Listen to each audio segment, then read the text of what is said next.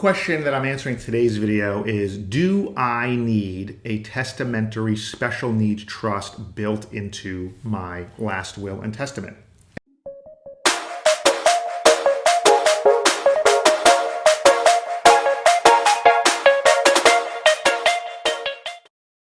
So first, testamentary special needs trust that is built into a will really just means you have your will, and the will says upon certain conditions, a special needs trust will be built into the will. I sometimes call these Medicaid wills, and you'll understand why in a moment. So essentially, this is a will that's going to be quite long, right? Some wills that don't have trust built into them are, 5, 6, 7 pages long. A will with a testamentary special needs trust is going to be significantly longer because you're not just dealing with the will, you're dealing with the special needs trust that's kind of baked into that will, okay?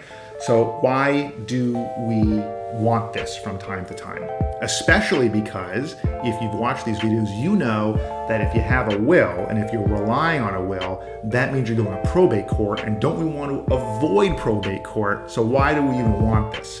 And the answer is, the idea is sometimes you need to go through probate, and it's in this very limited circumstance.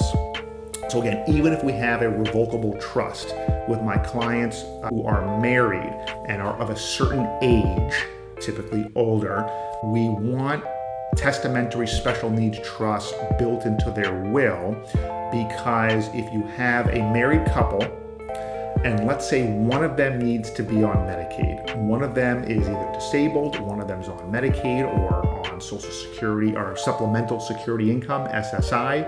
And what we're worried about is what happens if the healthy spouse predeceases the sicker spouse who is on Medicaid or other government benefits, or is anticipated to need Medicaid or government benefits for their long-term care needs. Well, let's say there's no documents at all. If we have a married couple where if one spouse dies, the other one gets everything, while we may anticipate the sick spouse dying first, it doesn't always work out that way. And if the healthy spouse dies first and everything goes to the sicker spouse, and if they are on or would benefit from Medicaid at that time, they're going to have a lot of work to do, because that's going to interrupt or potentially not kick them off of their benefits, right? Because Medicaid cares about how much money you have to your name. If you inherit money after somebody else passes away, we sometimes have a lot of work to do to protect those benefits.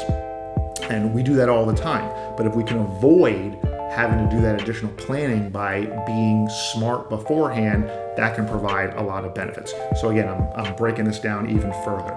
So a testamentary special needs trust is really an insurance policy, right? We may never need to use it, but we're very happy that it's there if it becomes necessary to utilize, so you don't have to go through all the extra effort and expense to protect Medicaid benefits that won't have the same benefits. Now, school of thought that says, well, why doesn't the healthy spouse just provide in the trust that they're going to disinherit the sick spouse? Well, in Florida, Medicaid looks at that as a gift, because the sick spouse has what's called their right to an elective share, meaning it's impossible in the state of Florida for spouses to completely disinherit each other. They have to have the right to at least 30% of the total value of the deceased spouse's estate.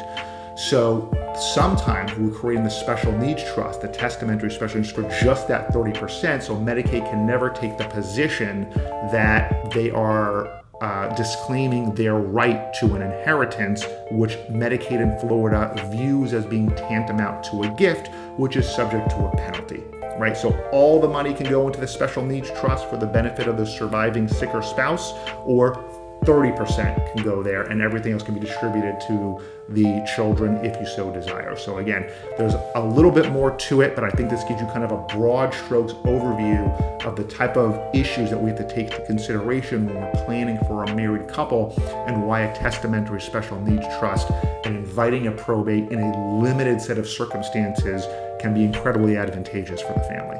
So if you want to talk more about estate planning, Medicaid planning, asset protection in a long-term care context, anywhere in the state of Florida, please give us a call. If you found this video helpful, please share it, give it a thumbs up, subscribe to the channel, and help me in my goal to get good information out to all Floridians to make everybody a more educated legal consumer. Thanks for watching.